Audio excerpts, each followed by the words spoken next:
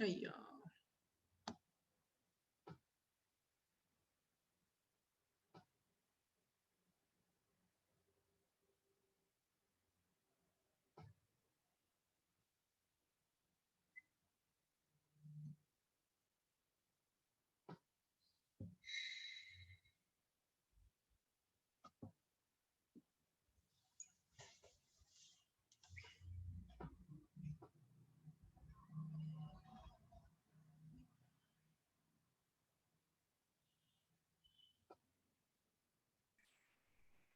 Hello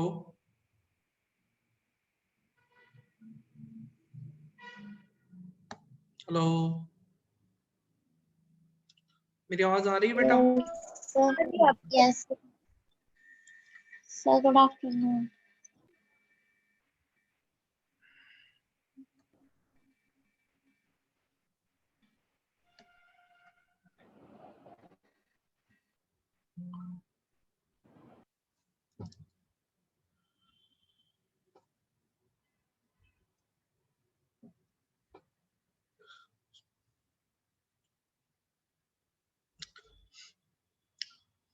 Tushar बेटा ये health and hygiene की क्लास आज नहीं है।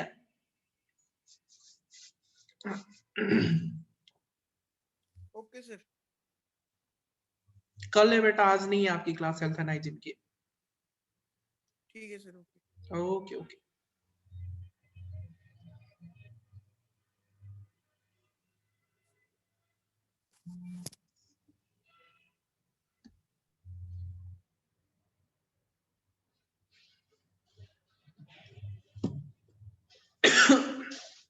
थोड़ा सा वेट कर ले बेटा आपके क्लासमेट्स का।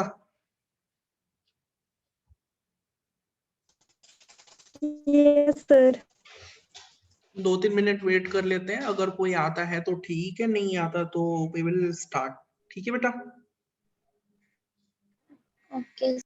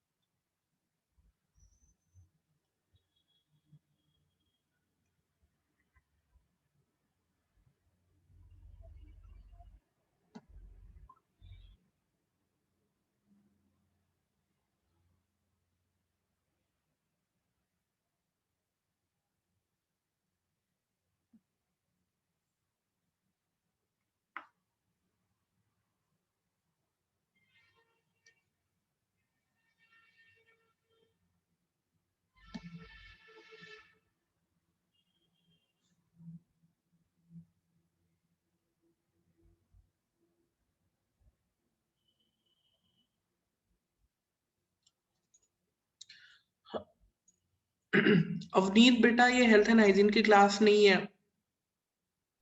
ओके सर, कोई बात सॉरी। नहीं, कोई बात नहीं बेटा, कल है आपकी क्लास, आज नहीं है। ठीक है बेटा? चलो स्टूडेंट्स, सो स्टार्ट करें। यस बेटा सर। आप लोगों ने प्रिजर्वेशन ऑफ माइक्रो ऑर्गेनिजम्स पढ़ा था?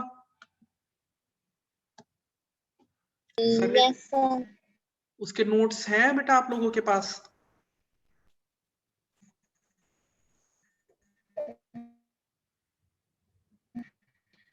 हाँ, प्रिजर्वेशन ऑफ माइक्रो ऑर्गेनिज्म के नोट्स हैं या नहीं है बेटा आप लोगों के पास, बताओ। No sir. ठीक है, चलो कोई बात नहीं। ये कंप्लीट हो गया था ना preservation of micro organisms? Yes sir. चलो ठीक है, तो आज हम लोग ये डिस्कस करेंगे प्रिजर्वेशन ऑफ माइक्रो ऑर्गेनिजम्स क्या होती है, fine, and what are the various methods of preservation of micro organisms. बताओ क्या होती है प्रिजर्वेशन?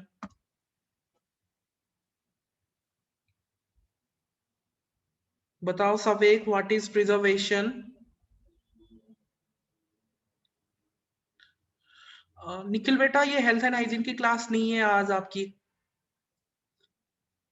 कर ले बेटा क्लास हेल्थ एंड हाइजीन की। जल्दी बताओ व्हाट इज प्रिजर्वेशन? सर हम किसी चीज को एज अ प्रिजर्व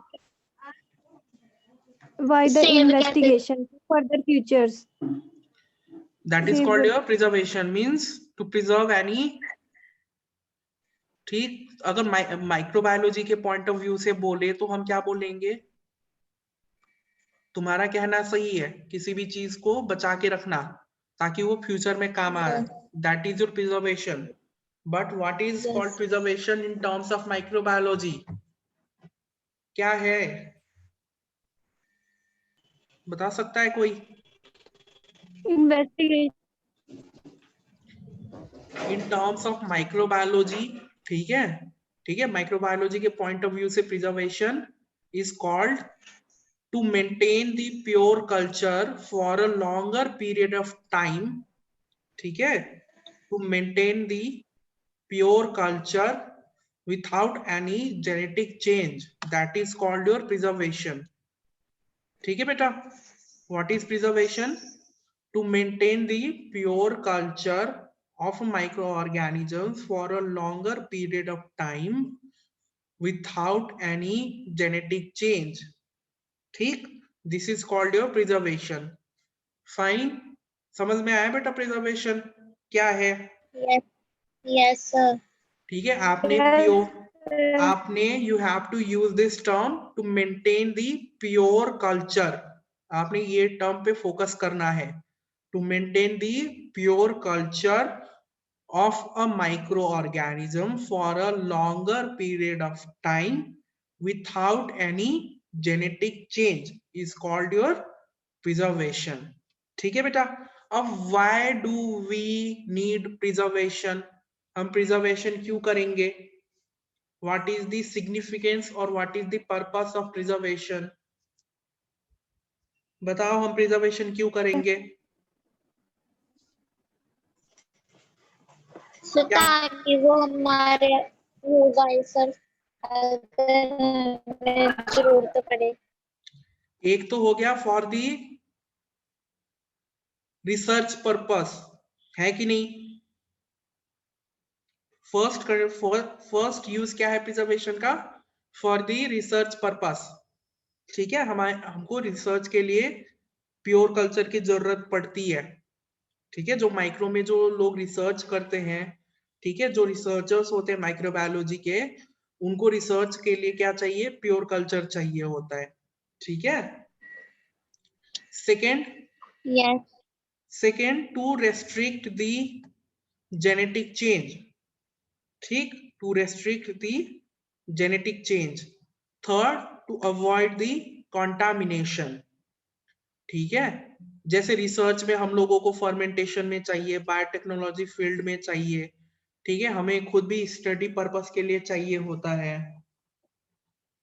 ठीक है, तो ये सारे पर्पस है प्रिजर्वेशन के। एक तो क्या हो गया? रिसर्च पर्पस हो गया, ठीक है। सेकंड, फर्मेंटेशन इंडस्ट्री जो होती है, ठीक है, बायोटेक्नोलॉजी में भी चाहिए, ठीक।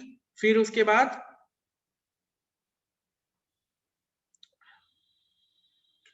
मेनली these are the, ठीक है, these are the purpose of preservation, ठीक है। किस किस के लिए? एकेडमिक पर्पस के लिए, रिसर्च पर्पस के लिए हो गया, फर्मेंटेशन इंडस्ट्री में हो गया, बायोटेक्नोलॉजी में हो गया, ठीक। This is the purpose of preservation. अब what are the methods of preservation, बताओ।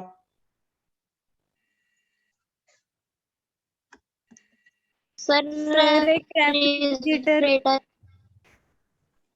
पैराफिन, फ्रेश वाटर,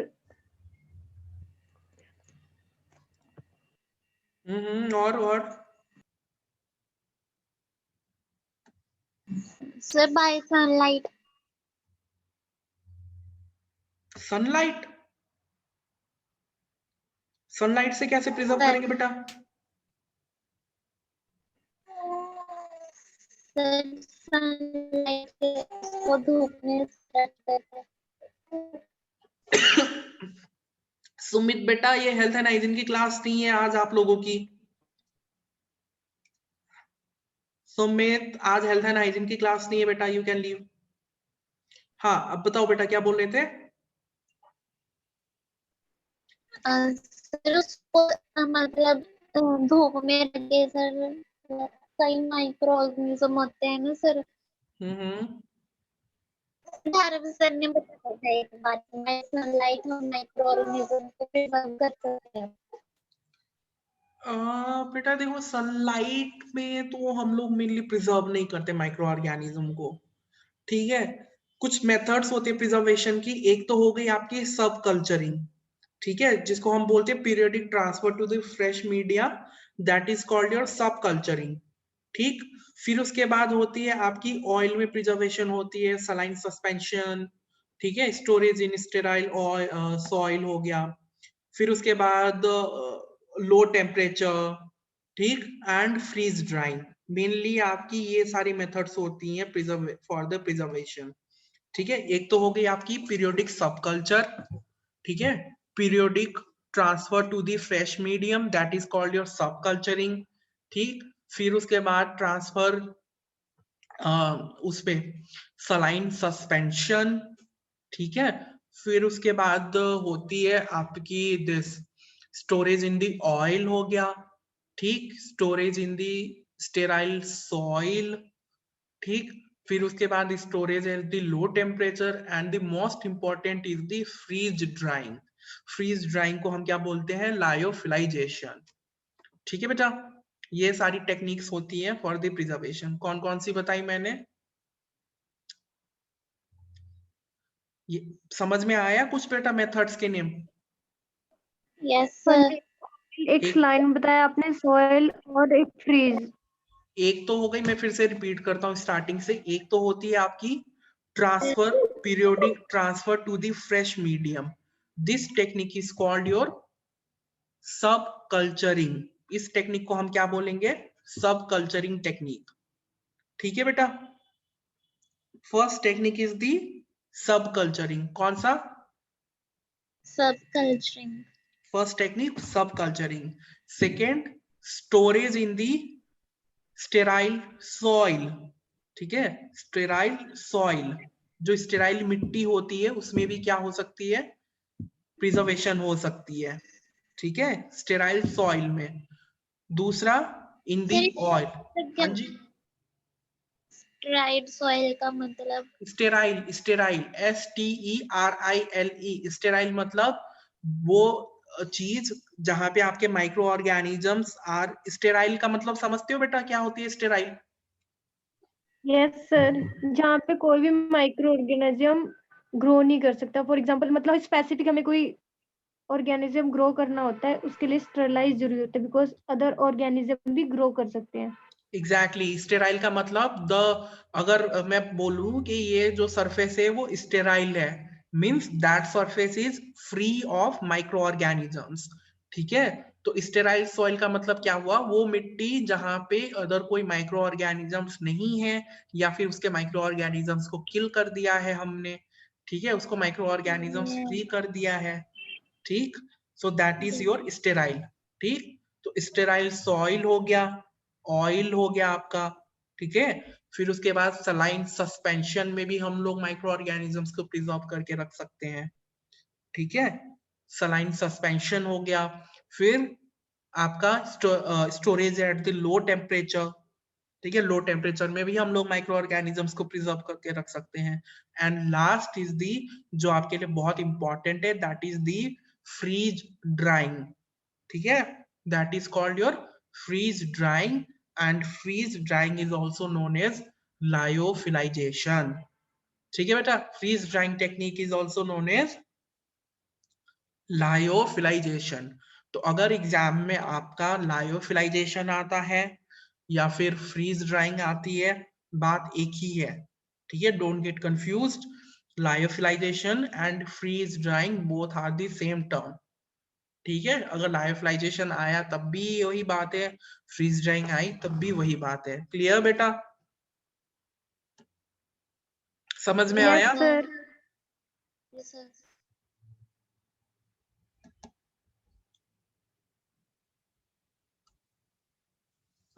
अब जो फ्रीज ड्राइंग है बेटा, फ्रीज ड्राइंग के लिए आपको जरूरत पड़ती है लिक्विड नाइट्रोजन की.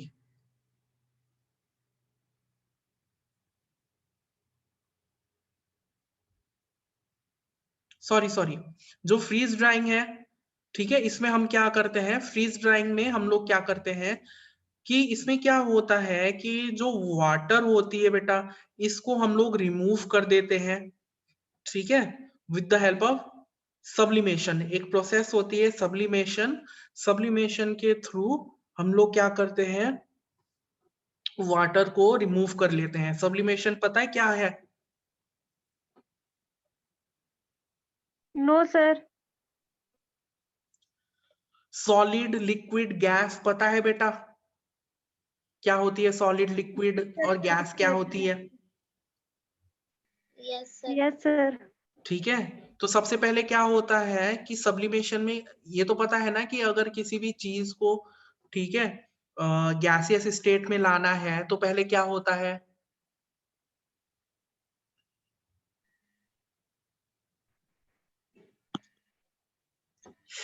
सब्लिमेशन में क्या होता है बेटा कि जो लिक्विड है वो डायरेक्टली क्या हो जाता है, उसमें कन्वर्ट हो जाता है. मतलब जो सॉलिड सब्सटेंस हैं वो डायरेक्टली क्या हो जाते हैं, उसमें कन्वर्ट हो जाते हैं गैसियस स्टेट में. लिक्विड फेज में आए बिना, ठीक है, लिक्विड फेज में आए बिना, सपोज मानो कोई आइस है, ठीक है, Yes. मैं क्या एग्जांपल दे रहा हूँ, सब्लिमेशन का एग्जांपल दे रहा हूँ. सपोज मानो आपके पास एक आइस का टुकड़ा है, ठीक है, आइस का टुकड़ा अगर इसको गैस में कन्वर्ट करना है, ठीक है, पहले आप क्या करोगे, आइस को पहले क्या करोगे, मेल्ट करोगे. मेल्ट करके वो कौन सी स्टेट में आएगा, सॉलिड से क्या होगा, वो लिक्विड में जाएगा. Liquid. लिक्विड में जाने के बाद क्या होगा, तब जाके वो that is converted into gas. ठीक है, तो क्या हुआ, सॉलिड हुआ, फिर सॉलिड से लिक्विड, लिक्विड से फिर गैस. ये तो है आपका नॉर्मल प्रोसीजर. बट सब्लिमेशन में क्या होता है कि जो सॉलिड होती है that is directly converted. Solid का मतलब यहाँ पे क्या है, फ्रोजन लिक्विड. ठीक है, सॉलिड का मतलब यहाँ पे क्या है, frozen liquid. That frozen liquid is directly converted into gas without entering into a liquid phase. Means अगर कोई आइस है उसको अगर हम लोग डायरेक्टली गैस में कन्वर्ट कर दे रहे हैं, that is called your sublimation. समझ में आया बेटा सब्लिमेशन क्या है? Yes, sir. सब्लिमेशन का मतलब ये है कि the frozen liquid is directly converted into gas without entering into the liquid phase. मतलब फ्रोजन स्टेट से डायरेक्टली वो गैस में कन्वर्ट हो Yes. जाता है, ठीक है, without entering into the liquid phase. That is called your sublimation. ठीक है, तो जो हम लोग फ्रीज ड्राइंग में जो यूज करते हैं that is freeze drying technique is basically with the help of sublimation. ठीक है बेटा, फ्रीज ड्राइंग टेक्निक में हम लोग बेसिकली यूज करते हैं सब्लिमेशन प्रोसेस को. क्लियर है? Yes, sir. अब what are the advantages of sublimation, this lyophilization. ठीक है, हम लोग लायोफिलाइजेशन को इसीलिए मेनली यूज करते हैं क्योंकि ये क्या करती है, एक मिनिमल स्टोरेज स्पेस लेती है. ठीक है, मिनिमल स्टोरेज स्पेस मतलब हम लोग बहुत सारे लायोफिलाइज्ड माइक्रो ऑर्गेनिजम्स को एक छोटे से एरिया में स्टोर कर सकते हैं. ठीक है, मतलब स्टोरेज एरिया क्या हुआ, कम स्टोरेज एरिया में भी हम लोग बहुत सारे माइक्रो ऑर्गेनिजम्स को लायोफिलाइज करके रख सकते हैं। ठीक है, ठीक है बेटा, फर्स्ट एडवांटेज समझ में आया यस सर। कि इसमें मिनिमम कम से कम स्टोरेज प्लेस की नेसेसिटी है। कम स्टोरेज प्लेस में भी हम लोग ज्यादा से ज्यादा लायोफिलाइज्ड माइक्रो ऑर्गेनिजम्स को स्टोर करके रख सकते हैं। क्लियर? सेकेंड एडवांटेज Yes, क्या है sir. इसका कि इसमें क्या होता है कि छोटे छोटे वाइल्स हम लोग यूज करते हैं। ठीक है, इसमें हमें क्या होता है कि छोटे छोटे वाइल्स हम लोग यूज करते हैं फॉर द लायोफिलाइजेशन। तो वो आसानी से अगर हमें किसी और लैब में हमें क्या करना हुआ, ट्रांसफर करने की जरूरत हुई, ठीक है, कहीं और लैब से सपोज मानो रिक्वायरमेंट आ गई कि हमें ये वाला माइक्रो ऑर्गेनिज्म चाहिए, ठीक, तो इसमें क्या है कि हम लोगों ने छोटे छोटे वाइल्स यूज किए हुए हैं। ठीक है, तो हम लोग क्या कर सकते हैं, आसानी से हम लोग उस वाइल को ट्रांसपोर्ट कर सकते हैं। ठीक है, तो इसमें वो झंझट वाला वो नहीं आएगा, क्या बोलते हैं, कोई भी ऐसा कोई हेक्टिक या फिर कुछ ऐसा वो डिफिकल्टी नहीं आएगी ट्रांसपोर्टेशन में। ठीक है, हम लोग इजीली ट्रांसपोर्ट कर सकते हैं माइक्रो ऑर्गेनिजम्स का। ठीक है, अब थर्ड क्या है कि जो लायोफिलाइज्ड कल्चर्स होती हैं बेटा, इसको हम कभी भी रिवाइव कर सकते हैं। कभी भी रिवाइव, रिवाइव का मीनिंग समझते हो बेटा, रिवाइव क्या होती है? Yes, sir. रिवाइव का मतलब हम कभी भी उसको जिंदा कर सकते हैं, है कि नहीं? Yes. ठीक है, रिवाइव करने का मतलब उसको लाइफ में हाँ लाना। जी सर। ठीक है, तो जब हमें जरूरत पड़ती है Yes. तब हम लोग क्या कर सकते हैं, वाइल खोल के, जिस वाइल में हमने लायोफिलाइज कर रखा है वो वाइल खोल के उस वाइल को कभी भी हम लोग, उस माइक्रो ऑर्गेनिज्म को कभी भी हम लोग क्या कर सकते हैं, फिर से रिवाइव कर सकते हैं। ठीक है बेटा, तो तीन इसके एडवांटेजेस है। क्या क्या? एक तो जो लायोफिलाइज्ड कल्चर्स होंगे उसको कम से कम स्टोरेज एरिया की जरूरत होती है। ठीक है, छोटे से स्टोरेज एरिया में भी हम लोग क्या कर सकते हैं, बहुत ज्यादा लायोफिलाइज्ड कल्चर को स्टोर करके रख सकते हैं। सेकंड, क्योंकि इसमें जो वाइल यूज होती है वो बहुत छोटे छोटे होते हैं, ठीक, तो हम लोग क्या कर सकते हैं, उसको कन्वीनियंटली ट्रांसपोर्ट कर सकते हैं, मतलब इजीली इट इज ट्रांसपोर्टेबल। ठीक है, and third, the lyophilized cultures can be revived any time. जब हमें जरूरत पड़ेगी तब हम क्या कर सकते हैं, उस लायोफिलाइज्ड कल्चर को फिर से रिवाइव कर सकते हैं। फाइन, समझ में आया बेटा? Yes, Yes, sir. sir. Advantages clear है लायोफिलाइजेशन के? ठीक, बाकी मैं आपको Yes, sir. नोट्स जो हैं इसके मैं आपको नोट्स शेयर कर दूंगा। ठीक है, इसमें आपने जो मेनली फोकस करना है वो आपने लायोफिलाइजेशन में फोकस करना है। ठीक है, Yes, sir. अदर टेक्निक्स, ठीक है, लायोफिलाइजेशन का जो बाकी का जो प्रोसेस है कि किस तरीके से लायोफिलाइजेशन होती है, इसमें बस आपने प्रोसीजर याद रखना पड़ेगा आपको। ठीक है, क्या क्या स्टेप्स होती हैं वो स्टेप्स मैं आपको शेयर कर दूंगा। ठीक है, मेन आपका एडवांटेज का था वो मैंने आपको बता दिया, और जो सब्लिमेशन वाला था इसमें हम लोग मेनली वही सब्लिमेशन टेक्निक यूज करते हैं। ठीक है, तो ये जो पॉइंट्स है ये आपको अगर आता है आपके क्वेश्चन में तो आप लोग इसको मेंशन कर सकते हो। ठीक है बेटा, और जो लायोफिलाइज जो कल्चर्स होती हैं वो हमें अंधेरे में स्टोर करना होता है एट 4 डिग्री सेंटीग्रेड।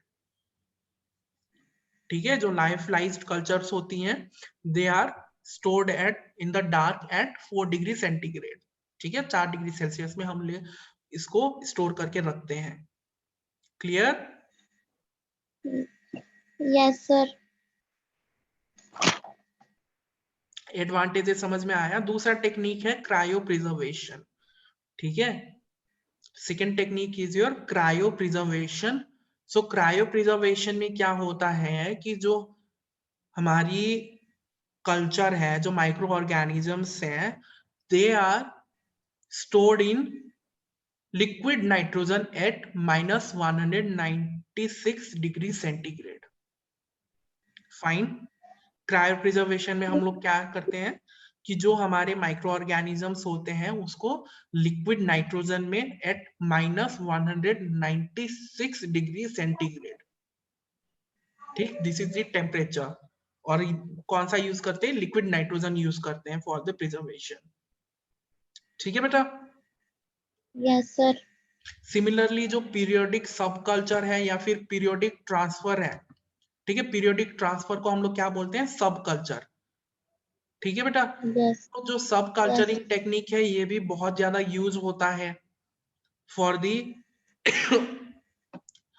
स्टोरेज। ठीक, तो इसमें क्या करते हैं, जो हमारा रूटीन मीडिया होती है, रूटीन मीडिया कौन सा प्रिपेयर करते हैं बेटा? मेनली हम लोग कौन सा मीडिया प्रिपेयर करते हैं माइक्रो लैब में? कौन सा?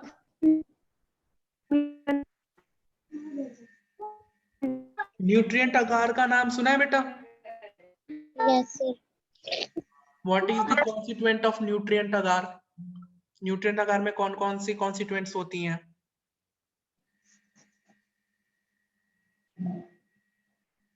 What is the constituent of nutrient agar?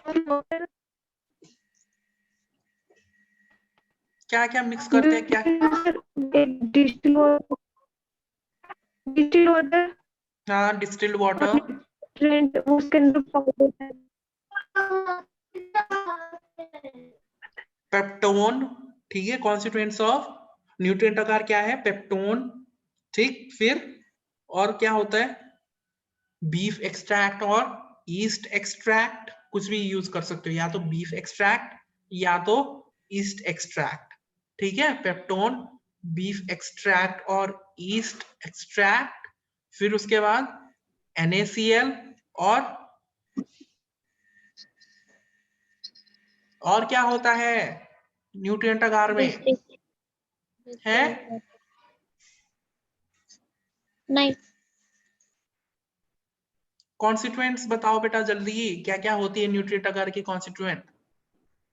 Peptone sir, hmm beef extract, hmm NaCl, और sodium chloride, distilled water sir. Distilled water में तो डिसॉल्व करेंगे। जो सॉलिडिफाइंग मीडिया, सॉलिडिफाई करने के लिए हम लोग क्या यूज करते हैं? अगार भी है सर। अगार। जो, ठीक है, जो सॉलिडिफाइंग एजेंट है दैट इज योर अगार। तो न्यूट्रिएंट अगार में अगार डलता ही डलता है। अगार क्या करती है? मीडिया को सॉलिडिफाई करती है। ठीक है, अगर अगर अगार नहीं है that is called your broth. ठीक है, ब्रॉथ का मीनिंग समझते हो? ब्रॉथ में अगार नहीं होता। ठीक, ब्रोथ मतलब लिक्विड सर। हाँ, broth is the liquid media. ठीक है, बट अगार क्या है? It is your solid media, क्योंकि जो सॉलिड मीडिया होती है उसमें अगार होता है और जो लिक्विड मीडिया होती है उसमें अगार नहीं होता। ठीक है, तो पीरियोडिक सब कल्चर के लिए हम लोग जो हमारी जो रूटीनली जो हम लोग न्यूट्रिएंट अगार प्रिपेयर करते हैं उसमें भी हम लोग क्या कर सकते हैं? सब कल्चर कर सकते हैं। सब कल्चर का मतलब मैं आपको मीनिंग समझाता हूँ कि सपोज मानो क्या हुआ, मैंने किसी मीडिया को, ठीक है, मैंने किसी माइक्रो ऑर्गेनिज्म का जो कोई सैंपल है, ठीक है, कोई सैंपल मैंने लिया, उसको मैंने क्या किया? इंक्यूबेट कर दिया न्यूट्रिएंट अगार में। ठीक है, तो न्यूट्रिएंट अगार में ग्रोथ आई आफ्टर 24 आवर्स। ठीक है, 24 आवर के बाद उसमें क्या हुआ? ग्रोथ आ गई। ठीक है, तो मैंने क्या किया? उस माइक्रो ऑर्गेनिज्म को मैंने आइडेंटिफाई किया। ठीक है, आइडेंटिफाई करने की प्रोसीजर तो आपको पता ही है ना? पहले क्या होती है? स्टेनिंग होती है, फिर उसके बाद बायोकेमिकल टेस्ट होते हैं। ठीक है, तो उससे मैंने क्या किया? उससे मैंने आइडेंटिफाई किया कि सपोज मानो इस जो हमारा मीडिया था उसमें ये पर्टिकुलर माइक्रो ऑर्गेनिज्म ग्रो कर चुका है। ठीक, तो हम क्या करेंगे? उस माइक्रो ऑर्गेनिज्म को फिर से, मतलब उसी सैंपल से हम लोग क्या करेंगे? नेक्स्ट मीडिया में हम लोग क्या कर देंगे? उसको ट्रांसफर कर देंगे। ठीक, तो सब कल्चर मतलब पहले एक मीडिया में लिया, ठीक है, फिर उसके बाद वहां से फिर उसको क्या किया? नेक्स्ट मीडिया में हमने क्या कर दिया? ट्रांसफर कर दिया। ठीक, तो क्या हुआ, उसकी सब कल्चर हुई। ठीक है, तो सब कल्चर में यही होता है कि पहले एक मीडिया में, ठीक है, फिर उसके बाद उसी उसी माइक्रो ऑर्गेनिज्म को फिर से फ्रेश नेक्स्ट मीडिया में हमने उसको क्या कर दिया, ट्रांसफर कर दिया। ठीक है बेटा,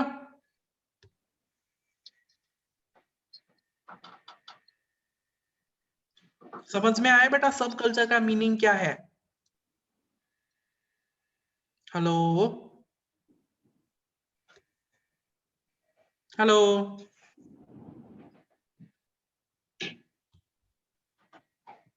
हेलो। Yes sir. ठीक, सब कल्चर का मतलब, सब कल्चर का मीनिंग ये है कि जो हमारा प्रीवियस स्टॉक कल्चर है, ठीक है, जो पहले से जो प्रीवियस हमारा जो स्टॉक कल्चर पड़ा हुआ है, उसी से उठा के हमने क्या कर दिया, फ्रेश मीडिया में उसको ट्रांसफर कर दिया। फाइन।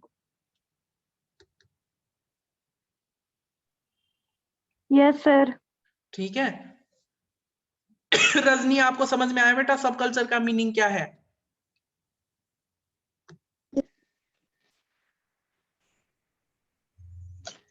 फिर सब कल्चर जो है सब कल्चर उसे मतलब, हम सब कल्चर का मीनिंग बेसिकली ये है कि जो हमारा स्टॉक में जो माइक्रो ऑर्गेनिज्म का जो कल्चर हमारे पास है, उसी स्टॉक में जो पड़े हुए माइक्रो ऑर्गेनिज्म के कल्चर को हमने क्या किया, उस मीडिया से उठा के उसको दूसरे फ्रेश मीडियम में ट्रांसफर कर दिया। ठीक है, ये यस है सर। ये है सब कल्चर का meaning. Means transfer of stock, STOCK, stock. ठीक, transfer of yes stock culture stock. From one, मतलब जो हमारा स्टॉक कल्चर है, ठीक है, वहां से हमने क्या किया, फ्रेश मीडियम में उस कल्चर को फिर से ट्रांसफर कर दिया। दैट इज कॉल्ड योर सब कल्चर। अब सब कल्चर के कुछ एडवांटेजेस हैं, कुछ डिसएडवांटेजेस हैं। ठीक है, एडवांटेज क्या है कि ये सबसे सिंपलेस्ट मेथड है फॉर द प्रिजर्वेशन। ठीक है, आपको कोई भी स्पेशल अरेंजमेंट की जरूरत नहीं पड़ती। ये क्या है, सिंपल मेथड है। ठीक है, कोई हाई फाई टेक्निक की इसमें कोई जरूरत नहीं पड़ती। ठीक है, ये सबसे सिंपलेस्ट मेथड है फॉर द प्रिजर्वेशन। अब इसके डिसएडवांटेज क्या है कि अगर जैसे मानो हम लोग एक मीडियम से दूसरे फ्रेश मीडियम में ट्रांसफर कर रहे हैं, ठीक है, सब कल्चर में हम लोग क्या करते हैं, एक मीडियम से दूसरे किसी फ्रेश मीडियम में हम लोग क्या कर रहे हैं, ट्रांसफर कर रहे हैं माइक्रो ऑर्गेनिज्म का। ठीक है, तो ट्रांसफर के दौरान क्या हो सकती है, कॉन्टेमिनेशन के चांसेस हो सकते हैं, होते हैं नहीं होते? Yes sir. ठीक है, तो सब कल्चर में क्या होता है, कॉन्टेमिनेशन के चांसेस बहुत ज्यादा होती है। ठीक, और क्या हो सकता है कि साथ ही साथ जो माइक्रो ऑर्गेनिजम्स हैं उसमें कुछ चेंजेस भी आ सकती हैं। ठीक है, changes in the sense biochemical change और जेनेटिक चेंज। ठीक, तो दो इसके रिस्क हैं। एक तो कंटेमिनेशन के चांसेस बढ़ जाती हैं, क्योंकि हम लोग क्या करते हैं, बार बार उठा के फिर उसको ट्रांसफर कर रहे हैं। ठीक है, हर बारी उठा के उसको फ्रेश मीडियम में उसको हम लोग क्या कर रहे हैं, ट्रांसफर कर दे रहे हैं। तो उसकी वजह से ये जो कंटिन्यूअस ट्रांसफर हो रहा है, उसकी वजह से एक तो कंटेमिनेशन के चांसेस आ जाते हैं। सेकेंड चांस, क्योंकि हम लोग बार बार ट्रांसफर कर रहे हैं, बार बार ट्रांसफर कर रहे हैं, तो उसकी वजह से जो माइक्रो ऑर्गेनिजम्स हैं उसमें या तो बायोकेमिकल चेंजेस आ सकती हैं, या तो जेनेटिकल चेंजेस, या तो जेनेटिक चेंज आ सकती है। So this is the disadvantage of सब कल्चर। एडवांटेज क्या है, ये सबसे आसान है, इसको परफॉर्म करने के लिए कोई स्पेशल टेक्निक की जरूरत नहीं पड़ती। क्लियर है बेटा? Yes sir.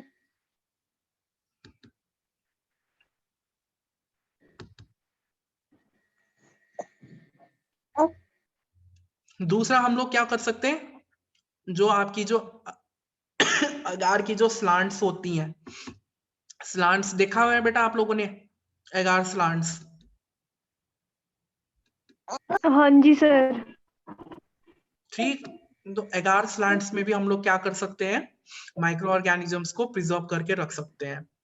ठीक है, प्रिजर्व कैसे करेंगे, पहले अगार स्लांट में उसको कल्चर करेंगे, फिर उसको रेफ्रिजरेटर में स्टोर करके रख देंगे। ठीक है। सिमिलरली जो होती है हम लोग पैराफिन, उसमें भी हम लोग माइक्रो ऑर्गेनिजम्स को प्रिजर्व करके रख सकते हैं। ठीक है। फिर सलाइन सस्पेंशन का बताया मैंने आपको। तो ये सारी टेक्निक्स हैं for the preservation of micro organisms. Idea लगा बेटा प्रिजर्वेशन ऑफ माइक्रो ऑर्गेनिजम्स क्या है? Yes sir. ठीक है। टेक्निक्स का पता चल गया कौन कौन सी टेक्निक्स होती हैं for the preservation? Yes sir. Yes sir. ठीक। Advantages of lyophilization. Yes sir. Yes sir. ठीक। लायोफिलाइजेशन में आप लोग 2-3 चीजों को इंक्लूड करोगे ही करोगे। एक तो सब्लिमेशन का बताया मैंने। ठीक है। इसमें हम लोग मेनली कौन सा टेक्निक यूज करते हैं Yes, sir. लायोफिलाइजेशन में? सब्लिमेशन। ठीक है। With the help of sublimation. ठीक। फिर उसके एडवांटेजेस। ठीक है। और हम लोग जो लायोफिलाइज्ड कल्चर्स होती हैं उनको मैंने क्या बताया कि 4 डिग्री सेल्सियस में उसको स्टोर करके रखना होता है। क्लियर है बेटा? Yes sir. Yes, sir. फिर उसके बाद पीरियोडिक सब कल्चर का हो गया। ठीक। पीरियोडिक सब कल्चर का आपको मैंने बता दिया एडवांटेजेस क्या है एंड डिसएडवांटेजेस क्या है। क्लियर? बाकी जो नोट्स होंगी वो मैं आपको शेयर कर दूंगा। ठीक है। प्रिजर्वेशन ऑफ माइक्रो ऑर्गेनिजम्स के। Okay, ठीक sir. है। फिर क्योंकि इसमें बेटा आप लोगों को मेनली प्रोसीजर पे ही ध्यान देना है। ठीक है। अगर कोई क्वेश्चन आता है, ठीक है, क्वेश्चन आता है एग्जाम में, तो आप क्या करोगे, उसका प्रोसीजर ही मेनली लिखोगे। ठीक है। तो प्रोसीजर आप लोग याद रख लेना, जो मैं आपको नोट्स में लिख के दे दूंगा सारा, क्या क्या प्रोसीजर है उसका। ठीक है। ओवरऑल सारा प्रिजर्वेशन का आपको नोट्स मिल जाएगा। फिर उसके बाद कल हम लोग डिस्कस करेंगे this sterility testing of ivy fluids. ठीक है। कल हमारा टॉपिक होगा Okay, sir. Sterility testing of ivy fluids. Ivy fluids क्या है और कौन कौन सी टेक्निक से हम उसकी स्टेरिलिटी टेस्टिंग कर सकते हैं। ठीक है बेटा। आईवी फ्लूइड्स तो पता है ना क्या है? कभी किसी हॉस्पिटल में गए हो तो हॉस्पिटल में देखा है बेटा आप लोगों ने ड्रिप लगा हुआ, ड्रिप चढ़ते हुए नो देखा है सर। किसी को? ड्रिप नहीं देखा बेटा किसी के? Drip sir. जो ऐसे हाथ पे लगा हुआ होता है। हाँ जी सर, देखा है। हाँ। तो जो ड्रिप के थ्रू जो हम लोग देते हैं वो क्या है? आईवी फ्लूइड ही है। ठीक है। यस ठीक। सर। तो हम कल यही सब डिस्कस करेंगे आईवी फ्लूइड्स के बारे में और उसकी स्टेरिलिटी टेस्टिंग कैसे होती है। फाइन। Yes sir. चलो बेटा, ठीक है। Okay, I am ending thank you the. Sir. Okay बेटा, welcome. Okay, thank you, sir. Welcome बेटा, वेलकम।